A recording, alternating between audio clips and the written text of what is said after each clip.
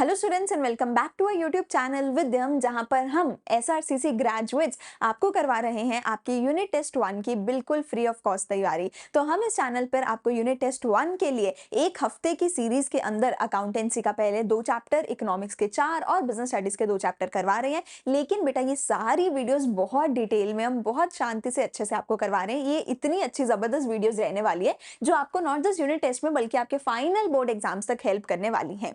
So I am Anshita Jindal, a graduate from Shriram college of commerce, New Delhi, and मैं आपको करवाने वाली हूँ आपकी इकोनॉमिक्स एंड बिजनेस स्टडीज इस चैनल पे। तो आप ऑलरेडी हमारे चैनल पे देख सकते हो हमने कैसे इस साल भी बच्चों को बिल्कुल फाइनल एग्जाम तक, इवन सीयूईटी तक हर चीज फ्री एंड सबसे बेस्ट क्वालिटी में प्रोवाइड करवाई है। आप बच्चों के कमेंट्स पढ़ सकते हो कि बच्चे में कितने खुश है कि हमने कितने अच्छे से उनको पढ़ाया है।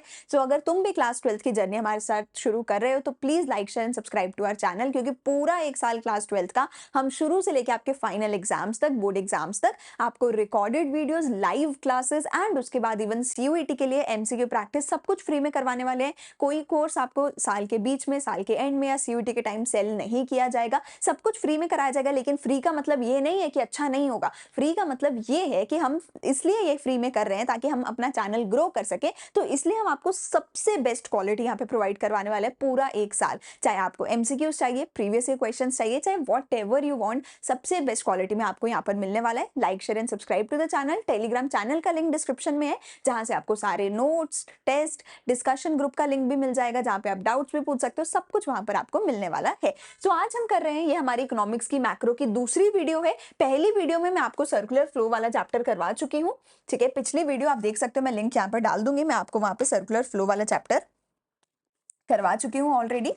ठीक है, आज सर्कुलर फ्लो वाले चैप्टर के बाद हम करने वाला है हमारा सेकंड चैप्टर, जिसमें हम करने वाले basic concepts of macro economics. ठीक है, आज हमारा रहने वाला है basic concept of macro economics की क्लास, जहां पर मैं कुछ तुम्हें बेसिक कॉन्सेप्ट्स का मतलब समझाने वाली हूँ कि फॉर एग्जांपल हमारा नॉर्मल रेजिडेंस क्या होता है, हमारा फैक्टर इनकम क्या है, ट्रांसफर इनकम क्या है। कुछ बहुत बेसिक टर्मिनोलॉजीज है जो आपको आने वाले पूरा सेल हेल्प करने वाले। अगर ये टर्म्स का मतलब आपने नहीं समझा तो पूरा साल हर एक चैप्टर में तुम्हें प्रॉब्लम होने वाली है, क्योंकि इतनी इंपॉर्टेंट टर्म्स है जो ऑलमोस्ट हर दूसरे चैप्टर में यूज होने वाली है। अगर ये टर्म्स याद नहीं करी, अगर ये टर्म्स का मतलब डिटेल में नहीं समझा, तो हर एक चैप्टर में तुम कंफ्यूज हो जाओगे, इसका क्या मतलब था। और टीचर फिर सीधा यही बोलेगा कि ये तो हमने पढ़ाया था, ये तो तुम्हें पता होगा इसका मतलब क्या है। तो ये चैप्टर तुम्हारी आने वाली पूरी क्लास 12th की इकोनॉमिक्स का बेस बनाएगा। इतने इंपॉर्टेंट टर्म्स याद करवाएगा जो हर चैप्टर में यूज होंगे। अगर इसको मिस कर दिया बहुत दिक्कत हो सकती है। तो जल्दी से शुरू करते हैं हमारी पहली टर्म के साथ। तो सबसे पहली चीज बेटा जो आपको यहाँ पे याद करनी है वो है मतलब डोमेस्टिक टेरिटरी का। देखो, आपको पॉलिटिकल बाउंड्री पता है, पॉलिटिकली आप मैप बनाते आए होगे, एसएसटी में भी तुमने बनाया होगा कि इंडिया का मैप है, इंडिया में ये स्टेट्स आती हैं, ये चीजें आती हैं। यहाँ पर मैं पॉलिटिकल बाउंड्री की बात नहीं करने वाली हूँ। यहाँ पर मैं इकोनॉमिक बाउंड्री, इकोनॉमिक टेरिटरी या फिर डोमेस्टिक टेरिटरी की बात करने वाली हूँ। ये बहुत अलग होती है पॉलिटिकल बाउंड्री से। बच्चों को लगता है कि हमारी जो पॉलिटिकली जो हमारी मैप पे है वही डोमेस्टिक टेरिटरी है। जी नहीं, वो नहीं है। बहुत सारी चीजें हैं जो हमारे मैप पे इंडिया में है पर वो एक्चुअल में डोमेस्टिक टेरिटरी में नहीं आती। बहुत सारी चीजें जो मैप के हिसाब से इंडिया में नहीं है पर वो इंडिया की डोमेस्टिक टेरिटरी में आती है। तो ये कॉन्सेप्ट पढ़ना बहुत जरूरी है, क्योंकि इसके बेसिस पे आगे बहुत सारे न्यूमेरिकल, बहुत सारे कैलकुलेशन भी तुम करोगे। ठीक है, बहुत सारी जगह पे पूछा जाएगा कि कौन सी चीज ऐड होती है, कौन सी चीज ऐड नहीं होती है। ठीक है, तो देखो डोमेस्टिक टेरिटरी का मतलब क्या है। According to United Nations, economic territory is the geographical territory administered by a government within which, यहां से देखो मेजर चीज शुरू होती है, within which persons, goods and capital circulate freely. कहते हैं एक ऐसा एरिया है, एक ऐसी ज्योग्राफिकल टेरिटरी है जिसको एक सरकार, एक कोई गवर्नमेंट जो है चला रही है, और ये ऐसा एरिया है जहां पर सिर्फ उस सरकार का रूल है और वो सरकार के अंदर जितने भी लोग हैं वो सब फ्रीली मूव कर सकते हैं। कि ये एक ऐसा एरिया है जहां पर जाने के लिए तुम्हें किसी दूसरी सरकार से परमिशन नहीं लेनी है। तुम फ्रीली इस एरिया में अपने लोगों को, गुड्स को, कैपिटल को सर्क्यूलेट कर सकते हो। क्या मतलब है देखते हैं। तो टेक्निकली तुम देखो, ये जो डेफिनेशन है ये फ्रीडम के ऊपर फोकस कर रही है कि फ्रीडम होनी चाहिए लोगों को, गुड्स को, कैपिटल को मूव करने की। ठीक है, तो हमारे बहुत सारे ऐसे पॉलिटिकल फ्रंटियर्स हो सकते हैं जहां पर हमें जाने की फ्रीडम नहीं है। ठीक है, तो clearly those parts of the political frontiers, कहते हैं जो हमारे पॉलिटिकल बाउंड्रीज है। ठीक है, उस पॉलिटिकल बाउंड्री का भी वो वाला पार्ट जहां पर हमारी सरकार को फ्रीडम नहीं है, वो पॉलिटिकल बाउंड्री में तो इंक्लूड हो रहा है। पर इकोनॉमिक टेरिटरी में इंक्लूड नहीं हो रहा है। कहने का तात्पर्य है कि जो हमारा है, हमारे प्यारे भारत का जो मैप पे भी पोर्शन है, वो मैप का सारा पोर्शन हमारे पॉलिटिकल फ्रंटियर्स में आता है, पर उस मैप के अंदर भी कुछ ऐसा पोर्शन होगा जहां पे हमारी सरकार को फ्रीडम नहीं होगी पीपल, गुड्स और कैपिटल को सर्कुलेट करने की। तो चाहे वो हमारे मैप पे आता है, वो हमारे पॉलिटिकल फ्रंटियर में आता है, पर वो हमारे डोमेस्टिक टेरिटरी या इकोनॉमिक टेरिटरी में नहीं आता। अब ये क्या मतलब है देखो फ्रीडम का इन सब चीजों का, तो इसकी एग्जांपल हम समझते हैं। तो देखो टेक्निकली ना हम ये बोल रहे हैं कि जहां पर भी हमारे लोग फ्रीली जा सकते हैं वो हमारी डोमेस्टिक टेरिटरी में आता है। तो टेक्निकली इंडिया के अंदर जितना भी एरिया है, ठीक है, वो सारा इंडिया के अंदर आता है, लेकिन वो सारे इंडिया के अंदर जितना भी पॉलिटिकल बाउंड्री के अंदर है वो सारा डोमेस्टिक टेरिटरी में आता है, एक्सेप्ट फॉर क्या चीज इंडिया की बाउंड्री में नहीं आती। तो वो सारी चीजें जो इंडिया के अंदर हैं, वो सारी चीजें जो इंडिया की धरती पर हैं, पर वो किसी दूसरे देश की हैं, वो इंडिया की नहीं कहलाएंगी। फॉर एग्जाम्पल वो सारी एम्बेसीज, ठीक है, वो सारी इंटरनेशनल ऑर्गेनाइजेशंस, ठीक है, वो सारे की सारी शिप्स एंड एयरक्राफ्ट्स, वो सारे के सारे फिशिंग वेसल्स जो किसी दूसरे देश की हैं, पर वो भारत की धरती के ऊपर काम कर रही हैं, वो भारत की डोमेस्टिक टेरिटरी में नहीं आएंगी। शायद पॉलिटिकल टेरिटरी में आती हूं, पर डोमेस्टिक टेरिटरी में नहीं आएंगी। क्या बोला मैंने? वो सारी fishing vessels, ships and aircraft, कोई भी मिलिट्री इस्टेब्लिशमेंट हो सकती है, कोई भी इंटरनेशनल ऑर्गेनाइजेशन, कोई भी एम्बेसी जो किसी दूसरे देश की है पर इंडिया के अंदर स्टैब्लिश्ड है, वो इंडिया की पॉलिटिकल बाउंड्री में आ सकती है, डोमेस्टिक टेरिटरी में नहीं आती। सिंपल भाषा में बोला जाए तो देखो, गवर्नमेंट ऑफ इंडिया, देखो for example the US embassy in India, USA की एम्बेसी है इंडिया में, वो इंडिया की डोमेस्टिक टेरिटरी का पार्ट नहीं है। वो किसकी डोमेस्टिक टेरिटरी, किसकी इकोनॉमिक टेरिटरी का पार्ट है? यूएसए की इकोनॉमिक टेरिटरी का पार्ट है। लेकिन सिमिलरली अगर यूएसए के अंदर जाकर के इंडिया की कोई एम्बेसी खुली हुई है तो वो यूएसए का पार्ट नहीं है, वो इंडिया की डोमेस्टिक टेरिटरी का पार्ट है। Indian embassy in the Washington in the USA is a part of the economic territory of India. तो इंडिया की एम्बेसी दुनिया के किसी भी कोने में है, वो इंडिया की डोमेस्टिक टेरिटरी है। और इंडिया के अंदर किसी भी देश की डोमेस्टिक टेरिटरी अगर है, वो इंडिया की डोमेस्टिक टेरिटरी का पार्ट नहीं है, वो उस पर्टिकुलर देश की डोमेस्टिक टेरिटरी का पार्ट है। ठीक है जी।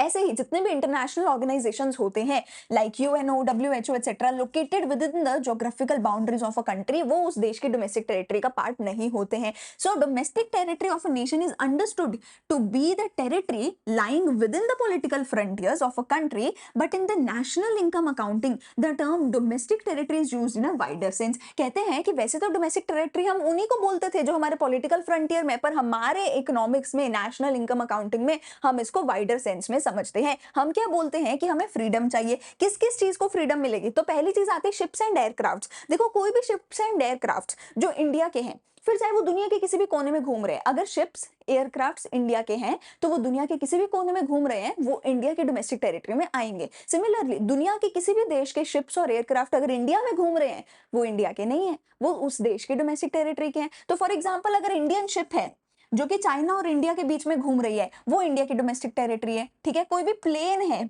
ठीक है, जो कि लेट्स से रशिया और जापान के बीच में घूम रहा है, पर अगर वो प्लेन इंडिया का है, अगर वो प्लेन एयर इंडिया का है, चाहे वो रशिया और जापान के बीच में काम कर रहा है, पर फिर भी वो डोमेस्टिक टेरिटरी ऑफ इंडिया में आएगा। तो अगर इंडिया की कोई भी चीज है, वो दुनिया के किसी भी कोने में अगर है, तो वो इंडिया का कहलाएगा। और दूसरे देशों की कोई भी चीज अगर इंडिया में है तो वो इंडिया की नहीं कहलाएगी, वो उन देशों की डोमेस्टिक टेरिटरी, इकोनॉमिक टेरिटरी कहलाएगी। ऐसे ही fishing vessels, oil, natural gas rigs, floating platforms जो किसी दूसरे देश के हैं और हमारी टेरिटरी में है, वो उनके कहलाएंगे जो हमारे देश के हैं, और फिर वो अगर इंटरनेशनल वाटर्स में भी क्यों ना हो, वो हमारे ही कहलाएंगे। कहते हैं अगर फिशिंग बोट्स इंडिया के लोगों की है, फिर चाहे वो इंटरनेशनल वाटर्स में ही क्यों ना हो, वो इंडिया की डोमेस्टिक टेरिटरी के अंदर ही कहलाएंगे। ठीक है, कोई भी एम्बेसी, कॉन्सुलेट, मिलिट्री एस्टैब्लिशमेंट जो दूसरे देशों की है, वो उनकी कहलाएगी। जो हमारे देश की है, चाहे दुनिया के किसी भी कोने में हो, वो हमारी कहलाएगी। ठीक है, तो अगर इंडिया के अंदर किसी देश की एम्बेसी है, वो इंडिया का डोमेस्टिक टेरिटरी नहीं है, वो उनका है। एंड इंडिया की अगर एम्बेसी यूएस में है, चाइना में है, जापान में है, रशिया में है, तो वो सारी एम्बेसीज इंडिया की डोमेस्टिक टेरिटरी के अंदर आने वाली है। अब मुझे एक बात बताओ, अगर एक एरोप्लेन है जो कि एयर इंडिया का है, पर वो यूएस और चाइना के बीच में ऑपरेट करता है, ठीक है, चाइना से यूएस, यूएस से चाइना जाता है, तो क्या वो इंडिया की डोमेस्टिक टेरिटरी में आएगा? येस और नो मुझे कॉमेंट सेक्शन में तुम बताओ। ठीक है, अगली चीज मेरे पास आती है सिटीजनशिप या नेशनलशिप का कॉन्सेप्ट। देखो एक चीज होती है सिटीजनशिप, एक चीज होती है रेजिडेंटशिप, ठीक है। दो वर्ड्स है, एक सिटीजन और एक होता है रेजिडेंट। इन दोनों वर्ड्स का मतलब अच्छे से समझो। सिटीजन देखो, अगर तुम्हें किसी भी देश का सिटीजन बनना है, अगर किसी भी देश की सिटीजनशिप चाहिए तो दो तरीके से बना जा सकता है। पहला तरीका है कि तुम उस देश में पैदा हो जाओ, तुम जिस देश में पैदा होगे ऑटोमेटिकली बाय बर्थ तुम्हें उस देश की सिटीजनशिप मिल जाएगी। अगर उस देश में पैदा नहीं हुए फिर भी उस देश की सिटीजनशिप चाहिए तो तुम्हें उस देश के, हर देश के कुछ सर्टेन रूल्स होते हैं, कंट्री टू कंट्री डिपेंड करते हैं, तुम्हें उन रूल्स को फॉलो करना पड़ेगा, उन लॉज को फुलफिल करना पड़ेगा, रूल्स को फुलफिल करना पड़ेगा, तभी जाके तुम उस देश के सिटीजन बन सकते हो, वरना नहीं बन सकते हो। अब किसी देश का कॉन्सेप्ट हो सकता है कि तुम्हें 5 साल यहाँ रह के काम करना है, कोई कहेगा 10 साल करना है, कोई कहेगा 2 साल करना है, कोई कहेगा यहाँ का ये करो वो करो। तो हर देश का अपना खुद का लॉ होगा, तुम्हें उस देश के लॉ को पूरा करना पड़ेगा अगर उस देश का सिटीजन बनना है तो या तो उस देश में पैदा हो जाओ, ठीक है, या फिर उस देश के जो भी रूल्स हैं, जो भी लॉज है उनको फॉलो करो। अगर लॉ ने अलाउ कर दिया कि हाँ भाई इसको तो हमें ग्रीन कार्ड देना है या सिटीजन बनाना है तो तुम बन जाओगे। तो सिटीजन कैसे बनोगे? बाय बर्थ, बाय लॉ, दो तरीके हो सकते हैं। पर रेजिडेंट कैसे बनोगे? रेजिडेंट कैसे बनोगे? रेजिडेंट या फिर नॉर्मल रेजिडेंट, मैं दोनों में से कोई भी वर्ड बोलूं मींस द सेम थिंग। मैंने रेजिडेंट बोला या नॉर्मल रेजिडेंट बोला, it will mean the same thing. जैसे मैंने इकोनॉमिक टेरिटरी बोला या डोमेस्टिक टेरिटरी बोला, it will mean the same thing. मैं जितने नाम बता रही हूँ सारे कॉपी में नोट डाउन करते रहना, क्योंकि ये सारे नाम बेटा कहीं ना कहीं आगे जाके यूज आने वाले हैं। तो resident and normal resident means the same thing. तो मैं टेक्निकली रेजिडेंट बनने के लिए डेफिनेशन मैं समझाऊंगी, डेफिनेशन भी है, पर तुम्हें बस एक चीज देखनी है, क्या कोई हमारे देश में 1 साल से ज्यादा रह रहा है? क्या कोई हमारे देश में मोर देन 1 ईयर रह रहा है? तो जो इंसान जिस देश में 1 साल से ज्यादा रह लेगा वो इंसान उस देश का नॉर्मल रेजिडेंट बन जाएगा। तो अगर कोई इंसान किसी भी देश में मोर देन 1 ईयर रह रहा है वो सीधा सीधा उस देश का रेजिडेंट बन जाएगा। कोई लॉ से फर्क नहीं पड़ता, कोई पैदाइशी से फर्क नहीं पड़ता, किसी चीज से फर्क नहीं पड़ता। तुम आज जाके अगर किसी देश में 1 साल के लिए रह रहे हो तुम उस देश के नॉर्मल रेजिडेंट या रेजिडेंट बन रहे हो, ठीक है जी। तो सिटीजन बनने के लिए पैदा होना पड़ेगा, लॉ को फुलफिल करना पड़ेगा, दोनों में से कोई एक काम करना पड़ेगा। रेजिडेंट बनने के लिए बस 1 साल रहना पड़ेगा, दैट्स इट, ठीक है जी।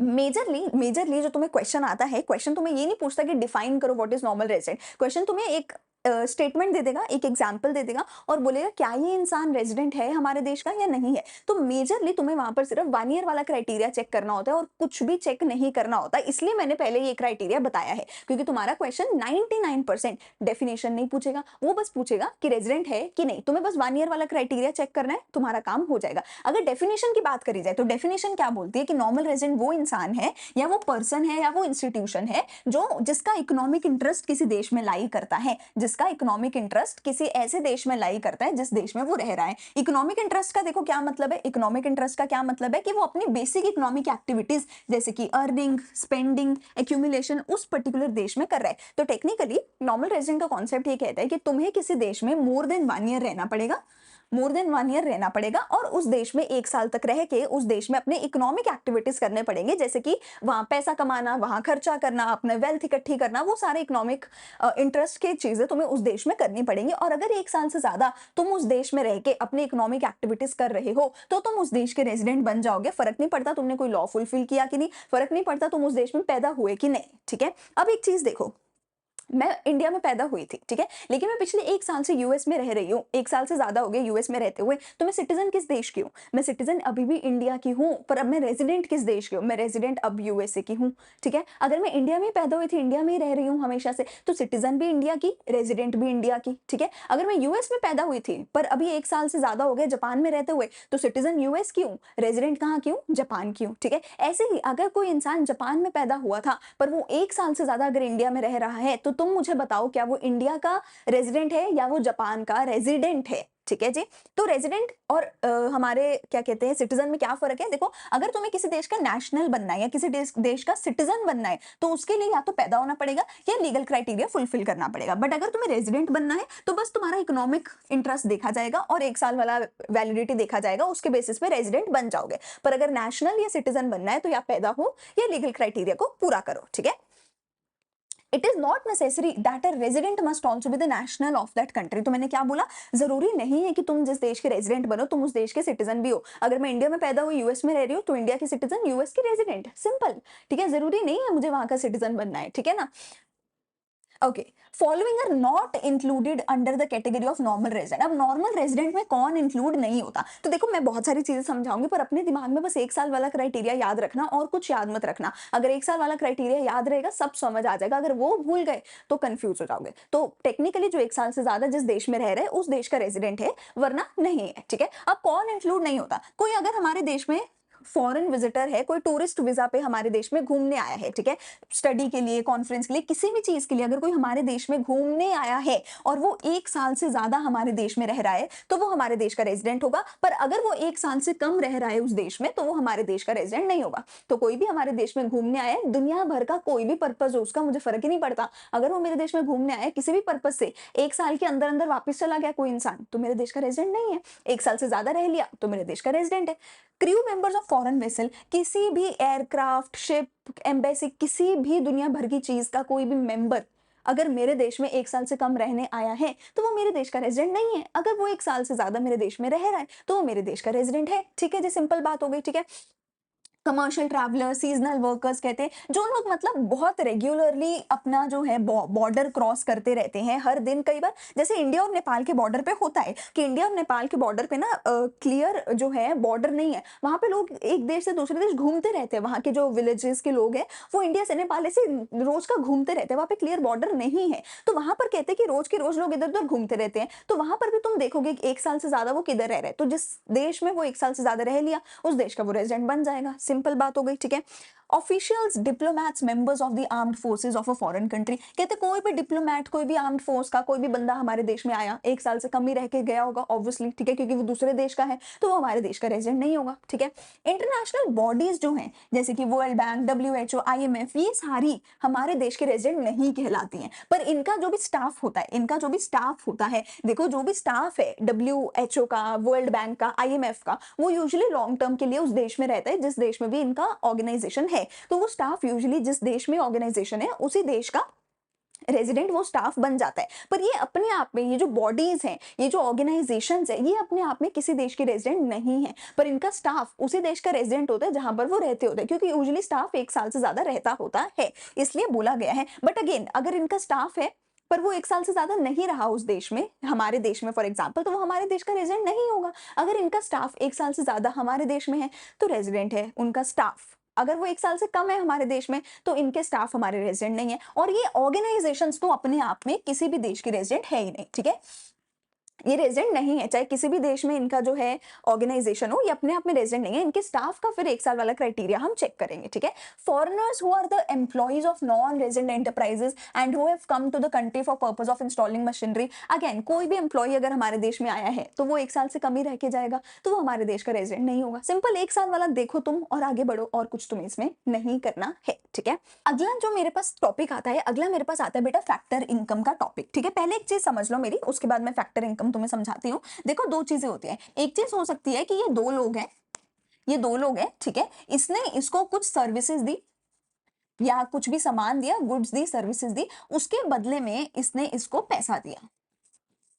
ठीक है, यानी कि टू वे बाइलेटरल जो है ट्रेड हो रहा है। इसने कुछ सामान दिया, उसके बदले में इसने पैसा दिया। इसने फ्री में बिना बात का पैसा नहीं दिया, इसने बिना बात का पैसा नहीं दिया, इसने कुछ दिया, बदले में इसने पैसा दिया, यानी कि बायलेटरल ट्रेड हो रहा है। तो जब भी तुमने कुछ काम किया, तुमने कोई गुड्स या सर्विसेज प्रोवाइड किए, उसके बदले में तुम्हें जब भी पैसा मिलेगा, तो उस पैसे को मैं क्या बोलूंगी, तुम्हारी फैक्टर इनकम बोलूंगी। मैंने क्या बोला, जब भी तुमने किसी को अपनी सर्विसेज दी, उस सर्विस के बदले में अगर तुम्हें पैसा मिला है, तुम्हारे ऊपर किसी ने दया करके तो पैसा नहीं दिया है, तुमने कुछ किया था और अपना काम करके तुमने जब भी पैसा कमाया है, तो उस पैसे को मैं फैक्टर इनकम बोलूंगी। पर अगर किसी ने तुम्हारे ऊपर दया कर दी, तुम्हें कोई स्कॉलरशिप दे दी, तुम्हें कोई भी क्या कहते हैं गिफ्ट दे दिया, तुम्हें कुछ भी दे दिया बिना तुम्हारे किसी काम के किए हुए, तुमने कुछ भी नहीं किया, तुमने कोई भी अपनी सर्विस प्रोवाइड नहीं कराई, फिर भी इस इंसान ने तुम्हें पैसा दिया, क्यों दिया, तुम्हारे ऊपर दया खा के स्कॉलरशिप दे दी, सरकार ने तुम्हें अनएम्प्लॉयमेंट अलाउंस दे दिया, ओल्ड एज लोगों को सरकार बिना बात की पेंशन दे देती है, बिकॉज वो ओल्ड हो गए होते हैं, इसलिए सरकार पेंशन दे देती है उनको। ठीक है,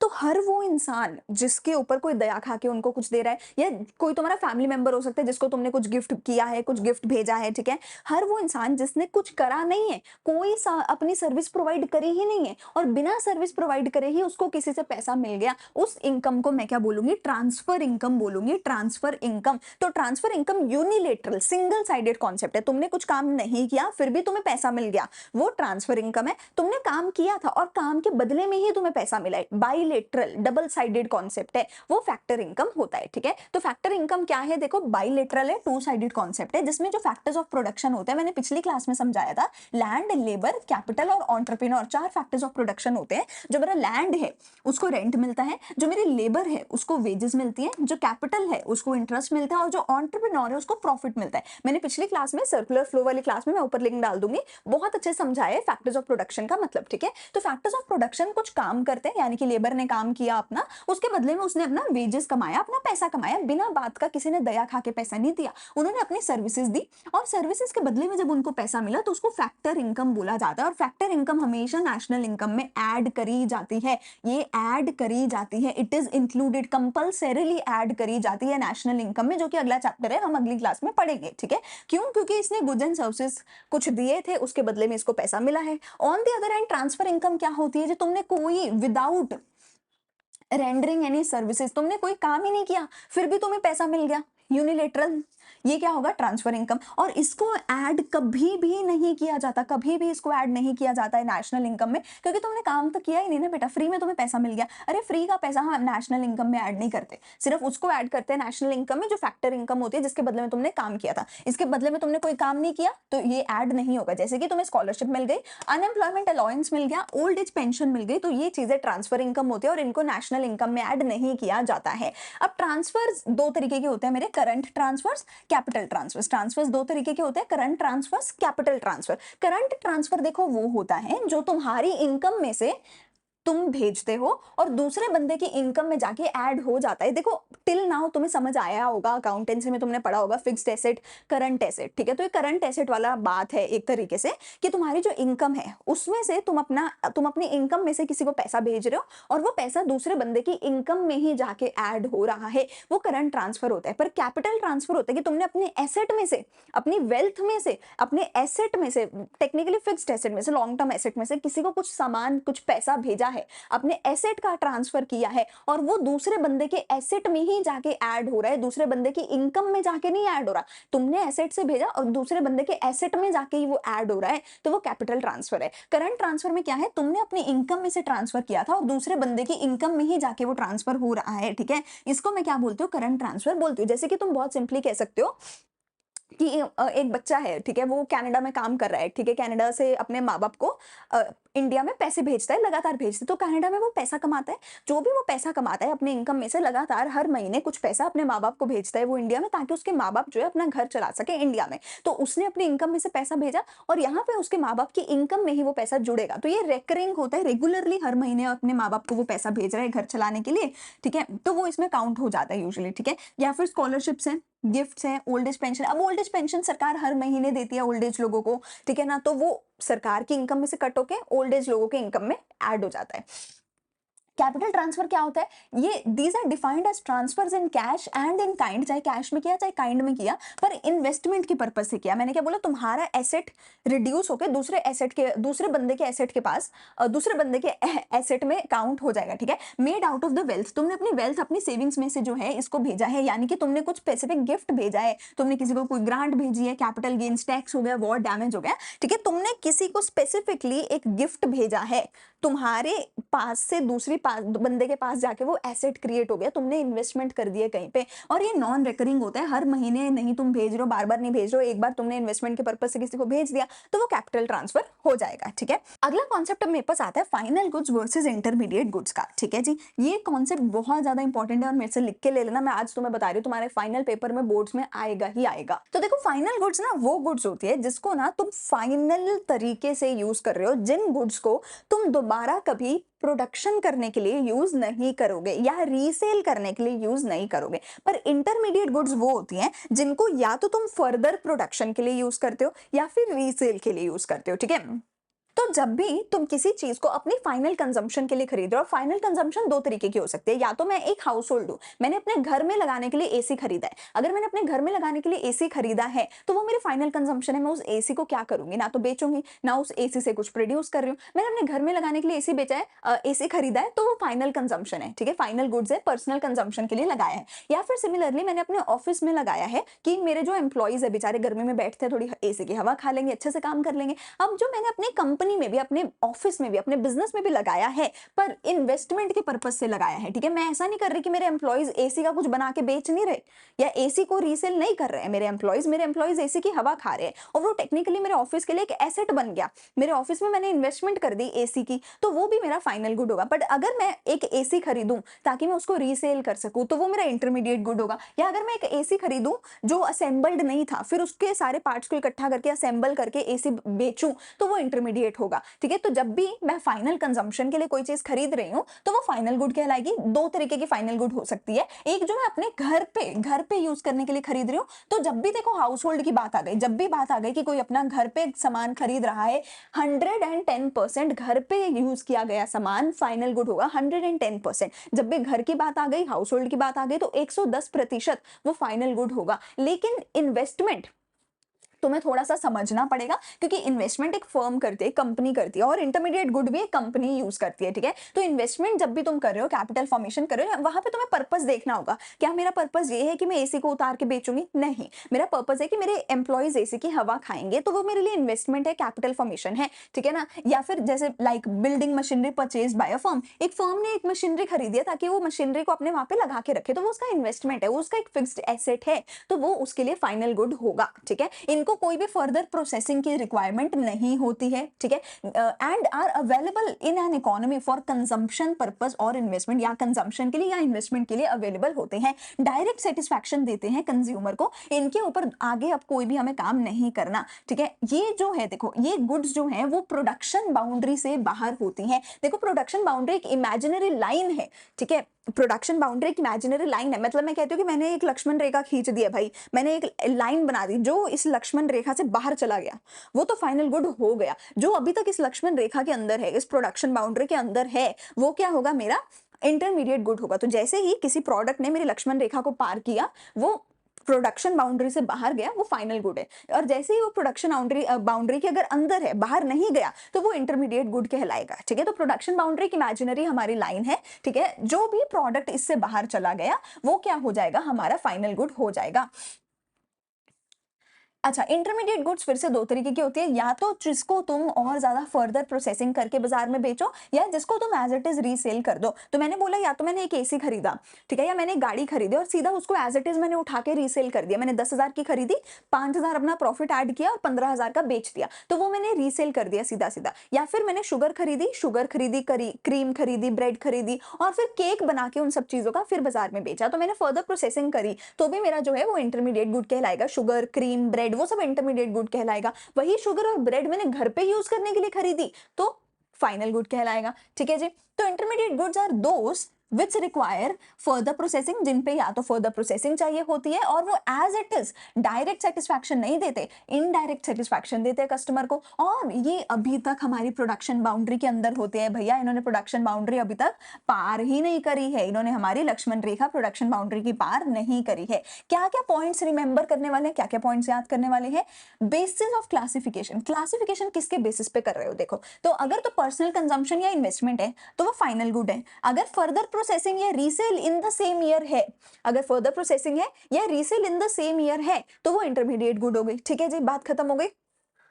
So the basis of classification between the two goods is not the commodity। कहते चीज, जो चीज है वो नहीं है कि एसी तो इंटरमीडिएट होगा, गाड़ी तो फाइनल होगा, नहीं, उसको यूज किस तरीके से किया जा रहा है। बेसिस ऑफ क्लासिफिकेशन क्या है? Not the product but the use of the product, that is the basis of classification. Product, एक ही प्रोडक्ट फाइनल भी हो सकता है, इंटरमीडिएट भी हो सकता है, इट विल डिपेंड अपॉन कि उस प्रोडक्ट का यूज कैसे किया जा रहा है। घर पे यूज किया गया, फाइनल गुड, इन्वेस्टमेंट के लिए फाइनल गुड, रीसेल के लिए इंटरमीडिएट गुड, फर्दर प्रोसेसिंग के लिए इंटरमीडिएट गुड सेम चीज हो सकती है, ठीक है। जैसे कि अगर ब्रेड कंज्यूमर ने खरीदी तो फाइनल गुड है, अगर ब्रेड बेकरी ने खरीदी सैंडविच बनाने के लिए तो इंटरमीडिएट गुड है। प्रोडक्शन बाउंड्री क्या है, ये मैंने तुम्हें बता दिया कि वाइटल रोल प्ले करती है फाइनल और इंटरमीडिएट गुड्स के बीच में डिफरेंशिएट करने के लिए। देखो एक इमेजिनरी लाइन है, एक्चुअल में ऐसा कुछ नहीं होता, बस इमेजिनरी हमने सोचा हुआ है, एक इमेजिनरी लाइन हमने बना रखी है कि जो भी प्रोडक्ट इसको पार करेगा वो मेरा फाइनल गुड हो जाएगा, जो पार नहीं करेगा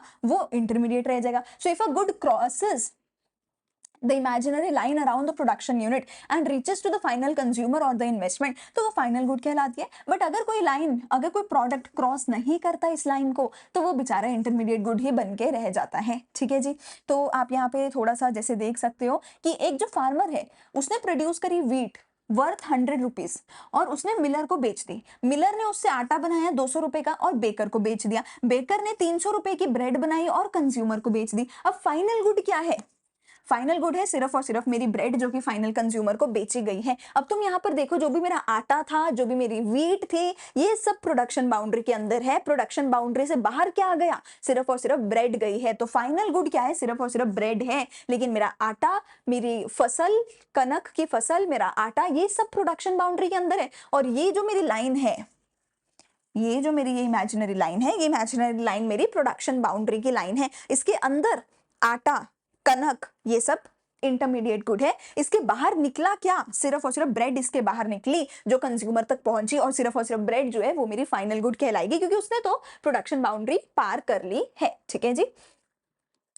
अच्छा, अब इंपॉर्टेंट पॉइंट्स है हमारे पास कुछ एक और। तो इंटरमीडिएट गुड के बारे में हमें और क्या बोला गया है, as far as intermediate consumption of general government is concerned, its purchased good ranges from ordinary writing paper, pencil, pen to sophisticated fighter aircraft. कहते हैं जी अगर हम सरकार की बात करें तो सरकार ने चाहे छोटा सा पेपर खरीदा, पेंसिल खरीदी, पेन खरीदा या बड़े से बड़ा एयरक्राफ्ट खरीदा, वो इंटरमीडिएट गुड में आता है। The goods and services purchased include both durable and non durable goods and services. कहते हैं कि सरकार ने चाहे जो मर्जी कुछ खरीदा हो, छोटे से छोटे पेन पेपर से लेके बड़े से बड़े एयरक्राफ्ट तक सरकार ने खरीदा है तो इंटरमीडिएट गुड में आएगा क्योंकि सरकार उसको आगे किसी ना किसी प्रोडक्शन के लिए ही यूज कर रही होगी। अब इसमें क्या क्या बोला गया, इसमें बोला गया ड्यूरेबल गुड्स, देखो नॉन ड्यूरेबल, ड्यूरेबल एंड हमारी सर्विसेज।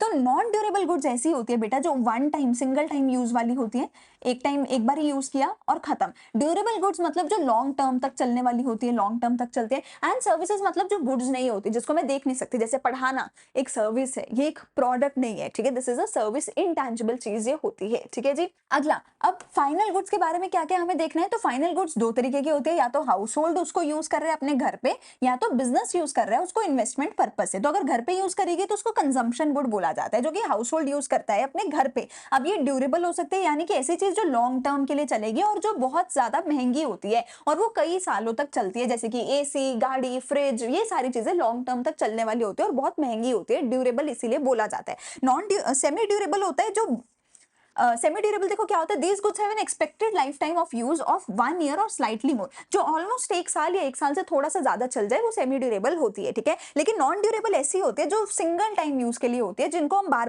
बार यूज नहीं कर सकते, एक बार कंज्यूम किया एंड खत्म। जैसे कि मैंने मिल्क हो गया, एडिबल ऑयल्स हो गया, ठीक है, जितने भी हमारी खाने पीने की चीजें हैं यूजुअली वो सिंगल टाइम में ही आती है, क्योंकि एक बार खा लिया उसके बाद दोबारा थोड़ी कुछ कर सकते हो, एक बार खा लिया खत्म हो गया, अंदर चला गया, ठीक है, खत्म, तो वो नॉन ड्यूरेबल हो जाता है। सेमी ड्यूरेबल में आ जाते हैं जैसे कि हमारे फैन हो गए, इलेक्ट्रिक आयरन हो गई, हॉट प्लेट, क्रॉकरी हो गई। जैसे क्रॉकरी यूजुअली 1 साल तक चल जाती है, 1 साल में हम रिप्लेस करवा लेते हैं। तो कुछ चीजें ऐसी होती है, एसी, फ्रिज हो गया हमारा, ठीक है, गाड़ी हो गई, फर्नीचर हो गया, एक बार खरीदा है तो 10, 15, 20 साल भी चल जाता है, तो ये ड्यूरेबल है। कुछ चीजें होती है आप हर साल नहीं खरीदते हो, जैसे छोटे मोटे कपड़े हो गए, जैसे इसमें कपड़ों का एक कपड़े इसमें आ जाएंगे, जूते इसमें आ जाएंगे, यार एक बार खरीद लिया, 1 साल डाल लिया और कितना डालते रहोगे आप कपड़ों को, है ना। कपड़े, जूते, क्रॉकरी, ये चीजें सेमी ड्यूरेबल में आ गई। और खाना पीना बिल्कुल ही छोटी मोटी चीजें, काफी स्टेशनरी की चीजें होती है कि एक बार यूज किया या फिर थोड़े दिन में बस यूज करके खत्म हो गया, तो जो चीजें बिल्कुल ही शॉर्ट टर्म के लिए होती है वो नॉन ड्यूरेबल, जो ऑलमोस्ट 1 साल तक चल जाती है सेमी ड्यूरेबल, और जो बहुत लंबे टाइम तक चलती है वो ड्यूरेबल। और जो गुड्स होती ही नहीं है, जो इंटेंजिबल होती हैं, उसको मैं क्या कहती हूँ, सर्विसेज।